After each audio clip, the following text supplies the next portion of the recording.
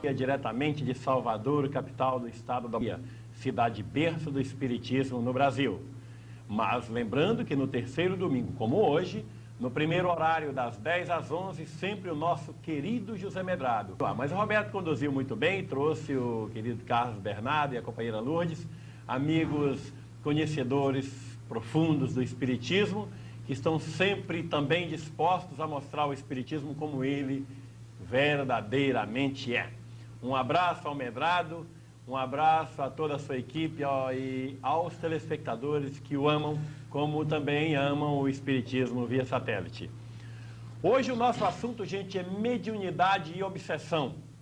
E o nosso convidado é o Lorival Augusto, outro grande companheiro técnico em telecomunicações e militante do movimento espírita da Bahia, mediunidade e obsessão. E é sobre este assunto que você agora vai formular as suas perguntas aqui para os telefones da Seda, o 071-244-6633, ou o nosso fax 244-6660, ou ainda pela internet no e-mail seda@seda.net. Lorival, bom dia, Lorival. Como é que vai? Bom dia, Alamar. Bom dia a todos os amigos da Seda. Bom dia a todos os telespectadores do Espiritismo via satélite. É com prazer que eu estou hoje aqui no seu programa, Alamar, para participar com você e toda a nossa equipe aqui, né, das perguntas dos telespectadores sobre o assunto que já foi anunciado, que é mediunidade e obsessão. Eu estou feliz porque venho acompanhando o seu trabalho desde algum tempo. Desde 1990, né, eu acompanho à distância o seu trabalho quando você começou o seu programa pioneiro lá em Belém do Pará. Né? Eu entrei em contato com você, recebi a sua correspondência, assisti na Embratel, né, a ponte que você fez com o Pará, com Belém do Pará, naquele programa piloto, como você bem anunciou, e vejo que há 2 anos, né, para o mês, você tem 2 anos que você está em Salvador aqui, gerando a partir de Salvador, não é isso? Não fez agora dia 3 de março. Fez, né? 2 anos. Então, já. 2 anos você está aqui na nossa terra, muito prazer para nós baianos receber você. E eu fico feliz, repito, de estar aqui com você, participando desse programa, que eu creio que é uma iniciativa muito importante para o Espiritismo, né? Levar o Espiritismo via satélite a todo o Brasil e até fora do Brasil, na América Latina, não é isso? Falar em Belém, eu estive em Belém essa semana, cheguei ontem lá em Belém, onde tive a oportunidade de fazer o lançamento do meu livro, lá no Hotel Equatorial. Aproveito a oportunidade para agradecer o carinho do comendador Joaquim Marques dos Reis, que me recebeu, como sempre, com aquela fidalguia que lhe é peculiar no seu Hotel Equatorial, colocando as suas instalações para o lançamento do meu livro. E agradeço sempre ao carinho da TV Liberal, Rede Globo de televisão, que hoje é uma emissora de primeiro mundo em Belém, aos amigos, ao Fernando Nascimento, aos amigos do jornalismo, ao Jornal Liberal também, que deu uma força muito grande a esse meu trabalho em Belém. Mas, Lorival, obsessão é a doença do século, né? Afirmam por aí, né? Eu, particularmente, não acredito que seja a doença do século, porque a obsessão acompanha o homem desde que o homem está na humanidade. Não é só do século, então, né? Então, é um problema do ser humano, né? Porque tem a ver com o interrelacionamento entre o plano espiritual e o plano físico. E como esse interrelacionamento, às vezes, se dá de uma forma menos agradável, de uma forma ruim, levando a pessoa a realizar atos negativos, então é um problema que acompanha o homem. Só que acreditamos que nesses séculos, como anunciam por aí, seriam os séculos mais decisivos para a mudança na mentalidade da humanidade, parece que a obsessão tem campeado em maior grau. Mas, Lorival, obsessão e mediunidade. O tema obsessão e mediunidade. Isso quer dizer que a mediunidade praticada sem responsabilidade termina por processar uma grande obsessão, ou já é uma manifestação da obsessão? De certa forma, Lamar, a mediunidade é uma característica do ser humano, é uma faculdade que é inerente ao ser humano. Todo ser humano, ele possui a faculdade da mediunidade. Quando Allan Kardec e os espíritos estudaram a questão, eles definiram o médium como sendo todo aquele que sente em qualquer grau a influência dos espíritos.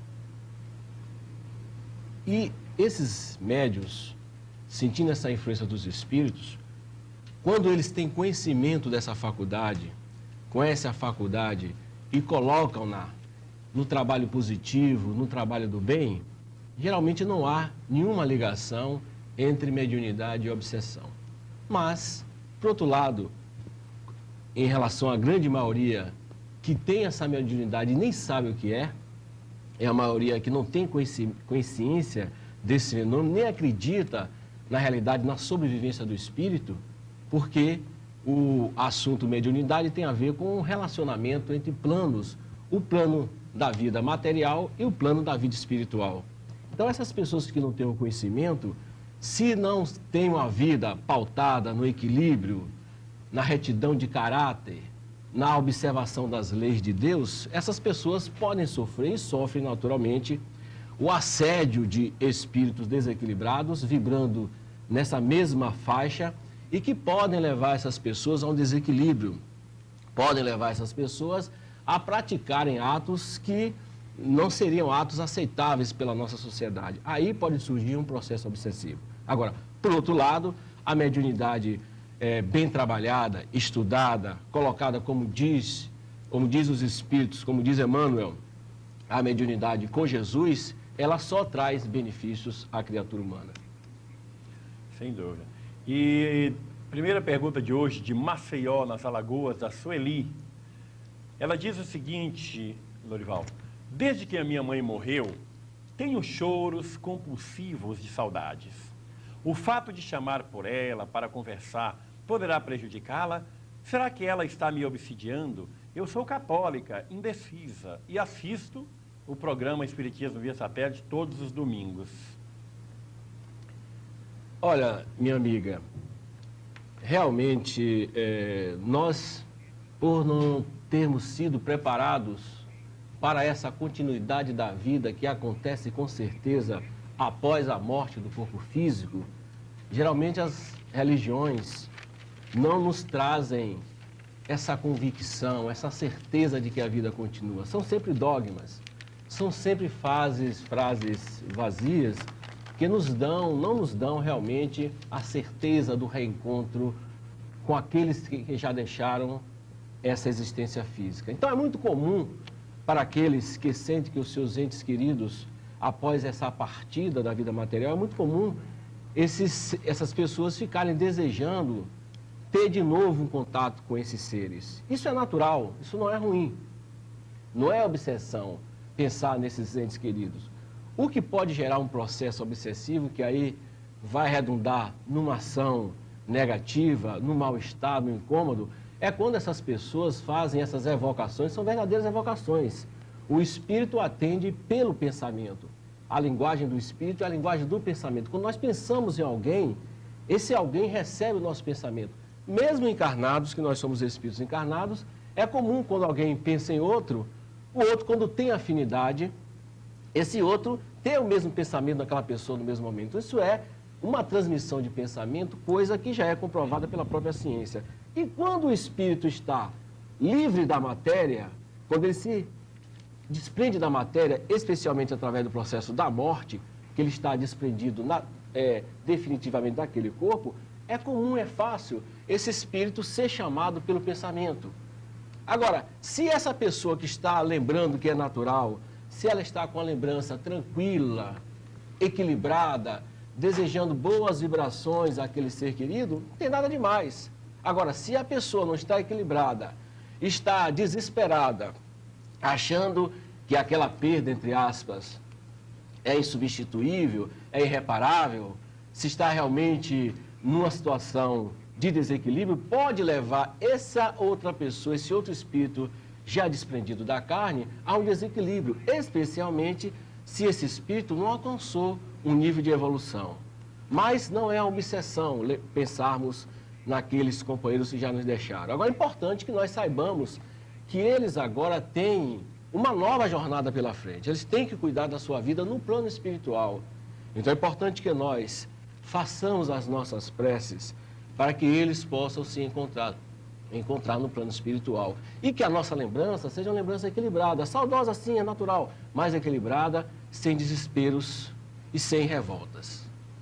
Opa, obrigado.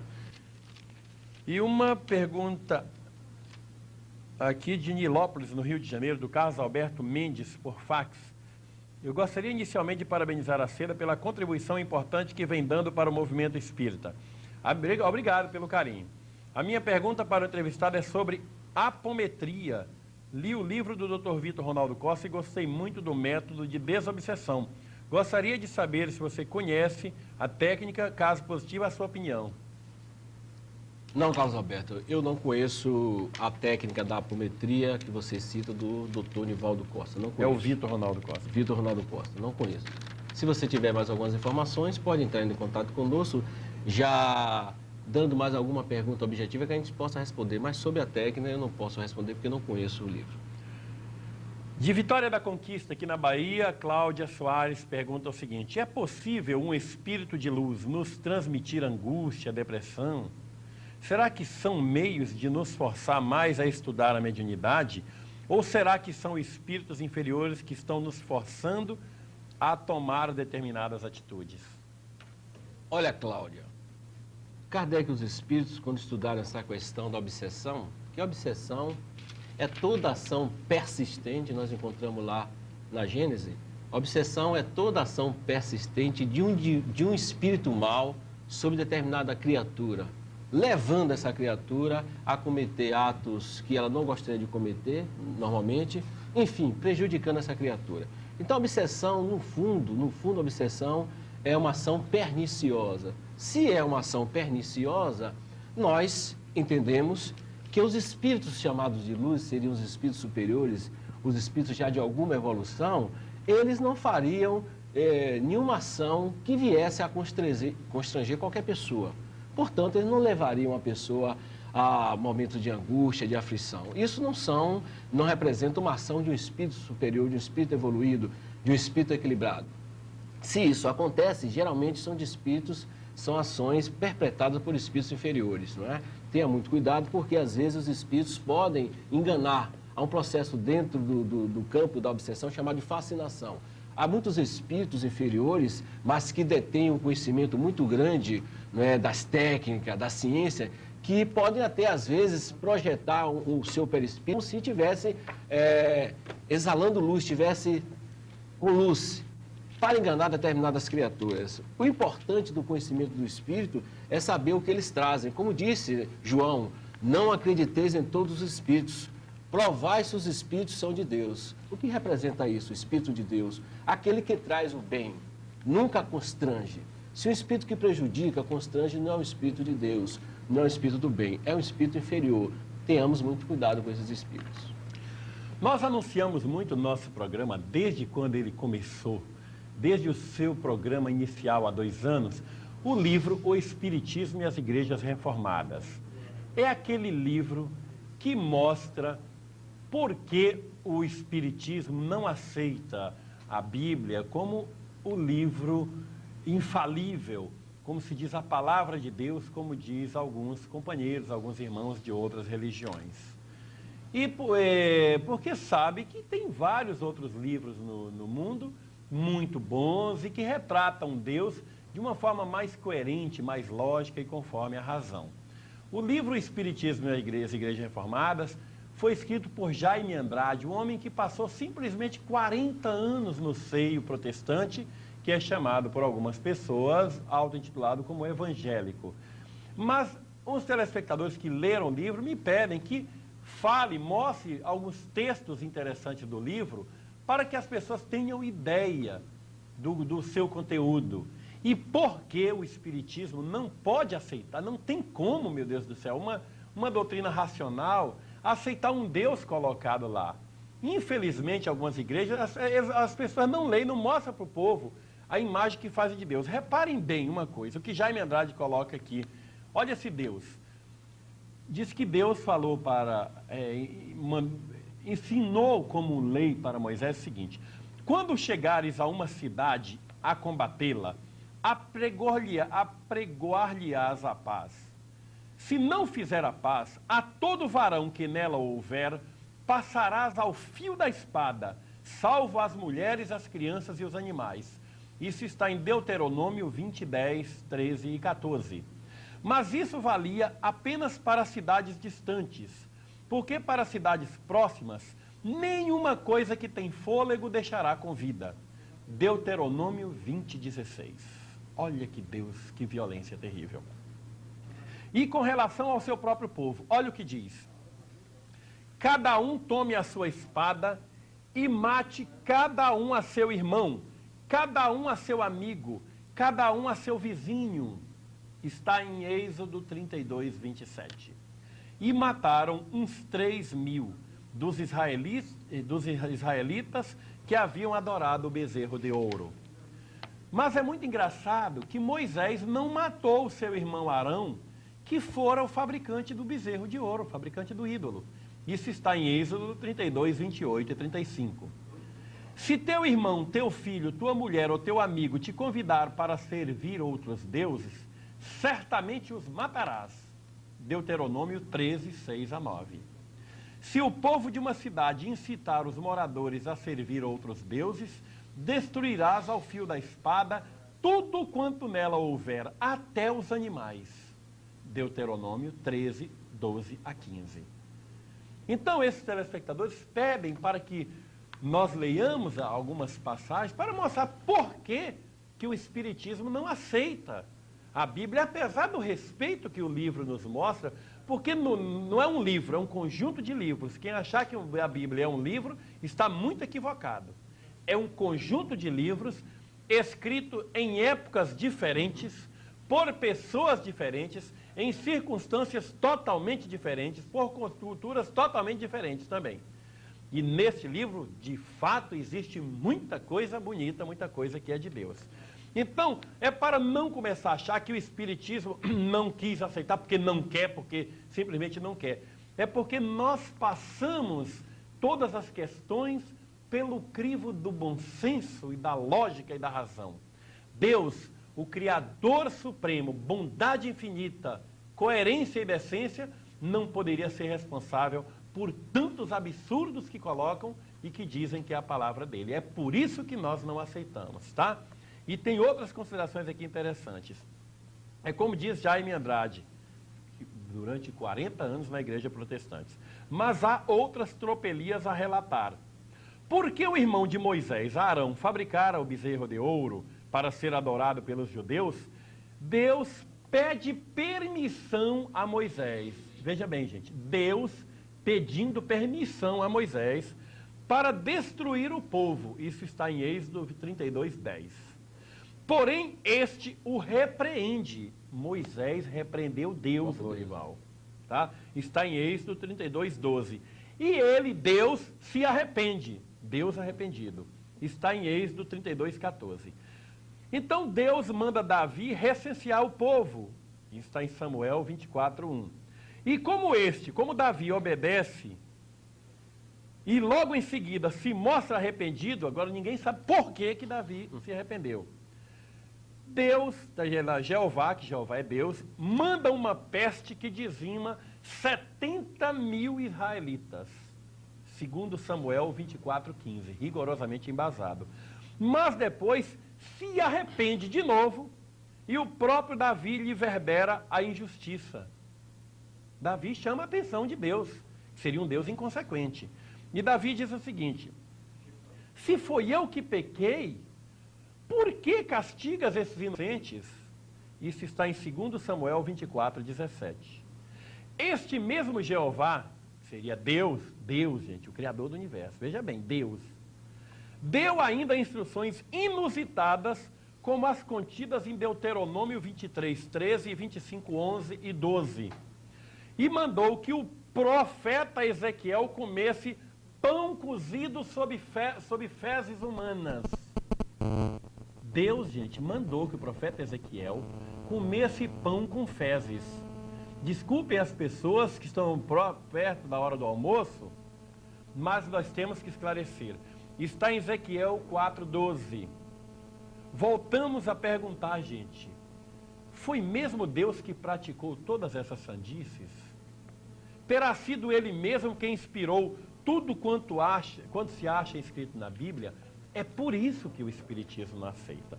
Aqui está o livro O Espiritismo e as Igrejas Reformadas, da nossa editora Seda.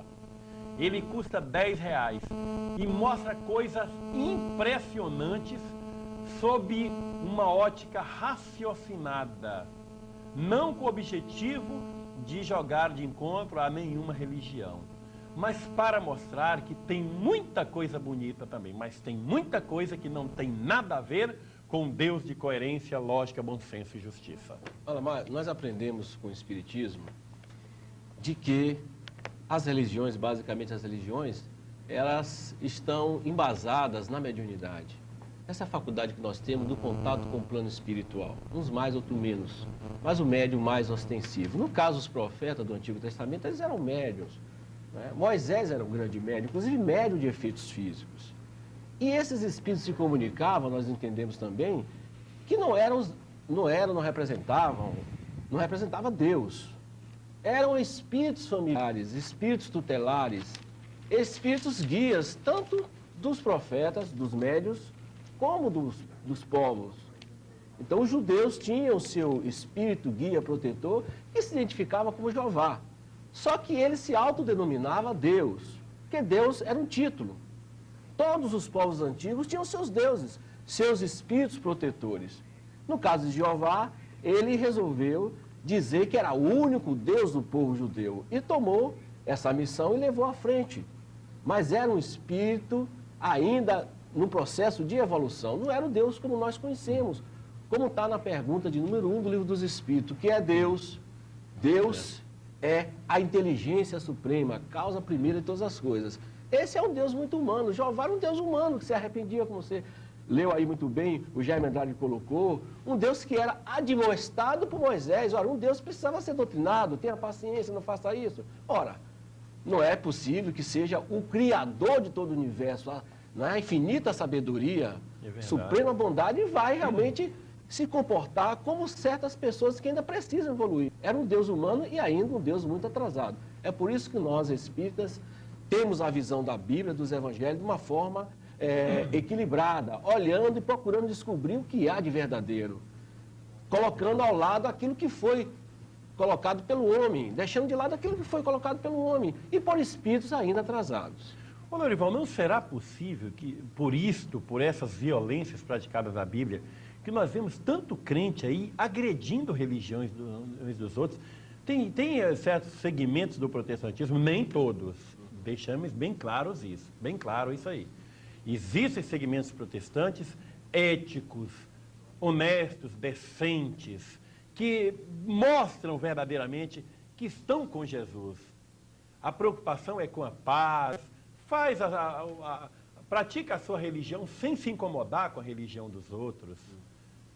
Ninguém tem o direito de agredir, de querer que os outros pensem conforme as suas cabeças.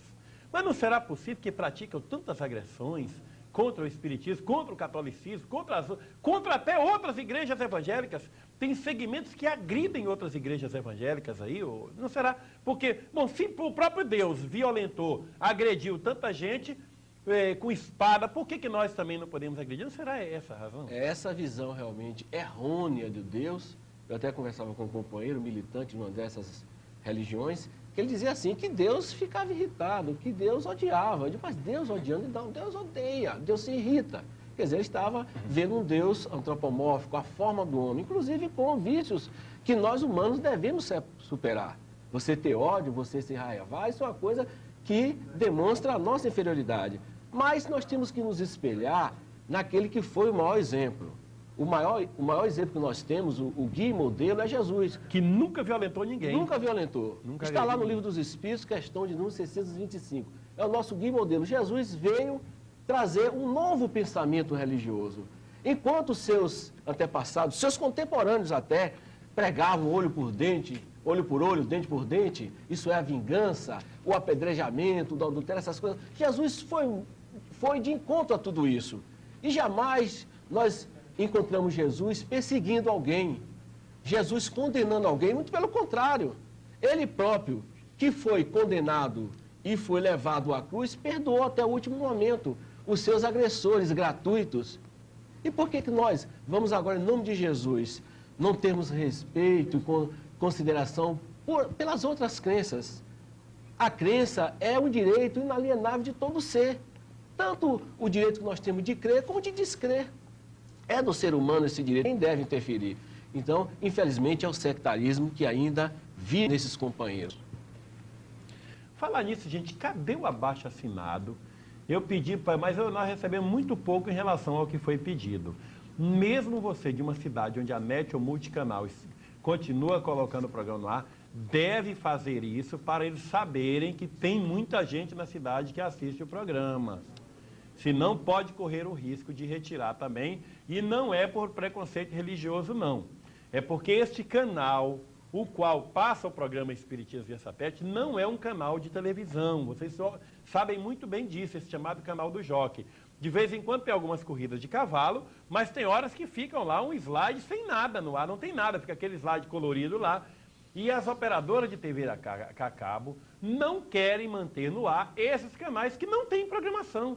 Não é por perseguição, nós já apuramos isso, não tem nada a ver com isso. Graças a Deus, felizmente. É porque o canal não é um canal de televisão, tá? Se você não mandar um abaixo-assinado aí para a sua cidade, dizendo que existe esse programa nesse canal, embora sem ser um canal efetivo de televisão, a NET não vai adivinhar que tem telespectadores que gostam do programa. Eu estou avisando com antecedência, para que depois você mande, tiraram da minha cidade. Foi o que aconteceu em alguns lugares. Em Bauru, em São Paulo, o programa só voltou ao ar porque a turma os telespectadores tiveram força e raça e foram ao multicanal com aquele abaixo-assinado com 1.586 assinaturas. E foram muito bem recebidos, graças a Deus, pelos gerentes do multicanal, porque eles são muito gentis, da NET no multicanal, os operadores, o pessoal são muito gentis. Então façam isso e mande uma cópia para nós. Entregue no multicanal, mande uma cópia muito bem tirada para nós, ok? Mas haja pergunta aqui, rapaz, viu? De São Paulo, capital, Pedro Lindolfo. É normal o espírito sair do corpo de uma pessoa e depois voltar com um barulho pelas dependências da casa? Eu fui sugado pela minha matéria e ainda consegui me ver por alguns segundos. Observação, eu não estava dormindo. O que aconteceu comigo? Olha, Pedro, o que aconteceu com você é um fenômeno que Allan Kardec e os Espíritos estudam bem no Livro dos Médiuns, né, que é o grande livro desconhecido dos médiuns. Os médiuns deviam ter esse livro, além dos outros livros básicos, como o livro de cabeceira. Então, no Livro dos Médiuns, nós encontramos o estudo sobre a bicorporeidade. O que é isso? É um fenômeno que é natural ao ser humano e ocorre com praticamente todo ser humano, que é o sair do corpo, enquanto o corpo entra no processo de sono, no processo de transe, pode ser por breves minutos, sair do corpo e projetar-se, né, em outro ambiente, em outra dimensão. Isso acontece, é o que se chama por aí de projeciologia, de expansão da consciência. Então, nós estudamos isso com o nome de bicorporeidade. Isso é comum. Quando o corpo está no processo de transe ou de sono, o espírito se desprende, ele muitas vezes vê o próprio corpo na cama, né? E pode se deslocar no espaço, inclusive ter contato com espíritos já fora do corpo físico, pelo meu processo, espíritos encarnados, ou até com espíritos desencarnados. Então, isso é um fenômeno natural, um fenômeno anímico, né? Como estudou Bozano e Aksakoff, que ocorre com todo ser humano. O processo do sono é basicamente um processo de bicorporeidade. Só que no processo do sono, nós quando acordamos, quando voltamos ao estado de vigília, nós geralmente nos esquecemos. E esse processo aí é um processo que nós temos a certeza de que não estamos dormindo. E estamos vendo o nosso corpo, estamos fora do nosso corpo. Então, esse é um fenômeno chamado de bicorporeidade.